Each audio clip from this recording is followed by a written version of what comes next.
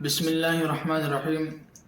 دوستو، اکثر لوگ صلاۃ و تسبیح کے تعلق سے ایک سوال کرتے ہیں کہ اس نماز کو پڑھنے کا طریقہ کیا ہے، اس نماز کی فضیلت کیا ہے، اور اس نماز کے رکعات کتنی ہیں، اور اس نماز کے پڑھنے کا کوئی خاص وقت متعین ہے یا نہیں۔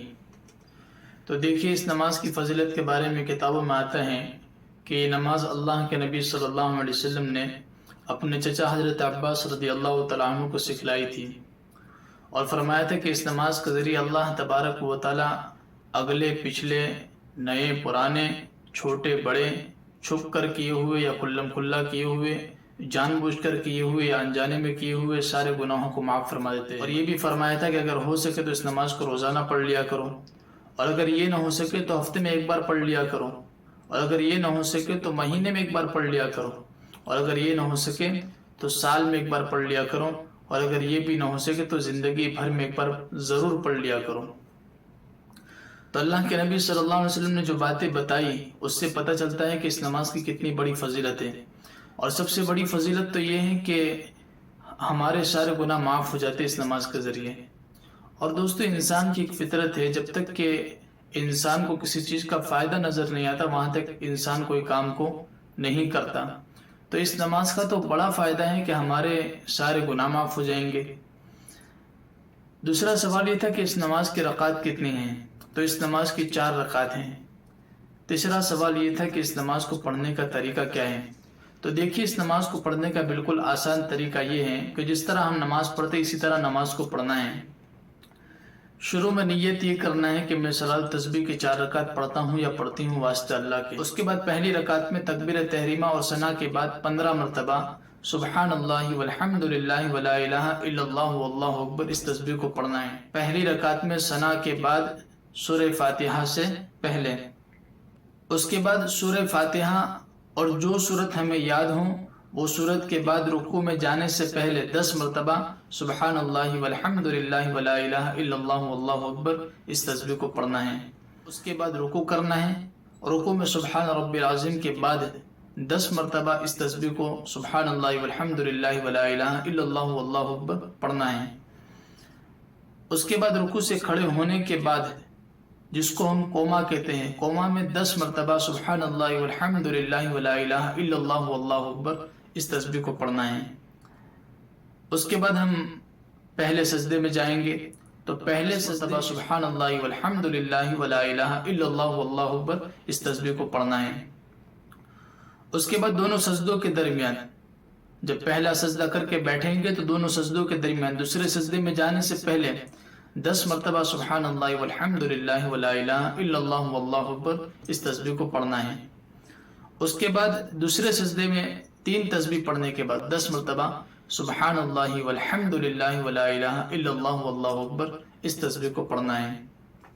یہ ہماری ایک رکعت مکمل ہوئی، اور ایک رکعت میں ہم نے 75 مرتبہ اس تسبیح کو پڑھا۔ 4 رکعت میں کل ہمیں 300 مرتبہ اس تسبیح کو پڑھنا ہے۔ پھر ہمیں دوسری رکعت کے لیے کھڑے ہونا ہے، تو وہاں پر یاد رہے کہ دوسری، تیسری اور چوتھی رکعت میں سورہ فاتحہ سے پہلے، پہلی رکعت میں ہم نے ثنا کے بعد پڑھا تھا، یہاں پر دوسری، تیسری اور چوتھی رکعت میں سورہ فاتحہ سے پہلے ہمیں 15 مرتبہ اس تسبیح کو پڑھنا ہے، سبحان اللہ والحمد للہ ولا الہ الا اللہ واللہ اکبر۔ اس کے بعد پہلی رکعت میں جو ترتیب سے ہم نے تسبیحات کو پڑھا اسی طریقے سے ہر رکعت میں پڑھنا ہے۔ سورہ فاتحہ کے بعد سورت کو ملانا ہے، پھر 10 مرتبہ رکوع میں جانے سے پہلے پڑھنا ہے، رکوع میں 10 مرتبہ پڑھنا ہے، رکوع سے کھڑے ہونے کے بعد 10 مرتبہ پڑھنا ہے، جس کو ہم قوما کہتے ہیں، تو قوما میں 10 مرتبہ پڑھنا ہے۔ پھر پہلے سجدے میں 10 مرتبہ پڑھنا ہے، پہلے سجدے سے جب بیٹھیں گے تب 10 مرتبہ پڑھنا ہے، جس کو ہم جلسہ کہتے ہیں، تو جلسے میں 10 مرتبہ پڑھنا ہے، اور دوسرا سجدہ کریں گے تو دوسرے سجدے میں 10 مرتبہ پڑھنا ہے۔ یہ 2 رکعت مکمل ہوئی۔ پھر اس کے بعد ہم اتحیات کی مقدار بیٹھیں گے، تو اتحیات کی مقدار جب بیٹھیں گے تو وہاں پر ہمیں کچھ نہیں پڑھنا، صرف اتحیات پڑھ کے کھڑے ہو جانا ہے۔ یہ ہماری پہلی 2 رکعتیں مکمل ہو گئی۔ اب اس کے بعد کی تیسری اور چوتھی رکعت بھی ہم اسی طرح پڑھیں گے جس طرح ہم نے پہلی 2 رکعت پڑھی۔ اس کے بعد ہم اپنی نماز کو ختم کریں گے، اتحیات کی مقدار بیٹھ کر التحیات پڑھیں گے، درود ابراہیم پڑھیں گے، دعائے معصورہ پڑھ کے سلام پھر کے اپنی نماز کو ختم کریں گے۔ اس کے بعد ہم جو چاہے دعا مانگ سکتے ہیں۔ اللہ تبارک و تعالیٰ کی ذات سے امید ہے کہ اللہ تبارک و تعالیٰ ہماری دعاؤں کو قبول فرمائیں گے۔ اس کے علاوہ ایک اور سوال یہ تھا کہ اس نماز کے پڑھنے کا کوئی خاص وقت متعین ہے یا نہیں؟ تو دیکھیے، اس نماز کو پڑھنے کا کوئی خاص وقت متعین نہیں۔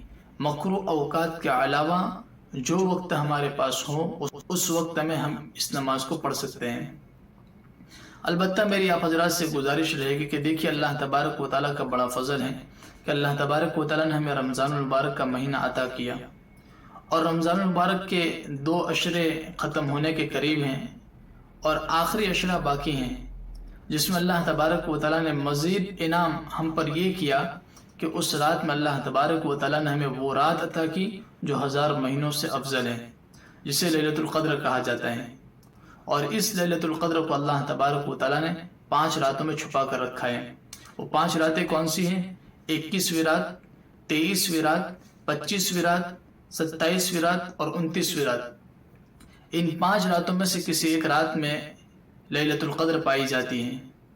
اگر ہمارے پاس موقع ہے اور وقت ہے تو ہم کوشش اس بات کی کریں کہ اخیر عشرے کی ہر رات میں ہو سکے تو اس نماز کو پڑھنے کا اہتمام کریں، اور اگر ہم یہ نہیں کر سکتے تو کم از کم طاق راتوں میں 21، 23، 25، 27 اور 29 ان 5 راتوں میں ہم لازمی اس نماز کو پڑھنے کی کوشش کریں۔ اس سے کیا فائدہ ہوگا؟ ہمیں 2 طرح کی فضیلت حاصل ہوگی۔ ایک تو اس نماز کو پڑھنے کی فضیلت حاصل ہو جائے گی، اور دوسرا لیلۃ القدر کی عبادت کا ثواب ہمیں حاصل ہو جائے گا۔